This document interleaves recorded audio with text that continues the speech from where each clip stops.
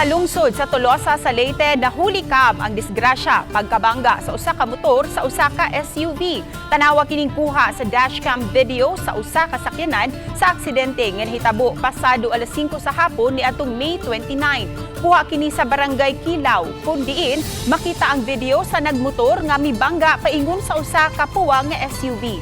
Sa kakusog sa impact, nalabay ang rider sa motor nga si Rolly Shelo Advincula, 51 anyos. Didapa sa ospital ang biktima, apan dead on arrival na kini. Matud sa hepe sa Tolosa PNP, Police Captain John Anthony Sanchez, na hinabi nila ang anak sa namatay nga miasoy nga adunay suliran sa pananaw ang iyang amahan. Sa video usab, adunay iro nga makita nga matud pa gilikayan sa rider sa wa pa mahitabo ang head-on collision.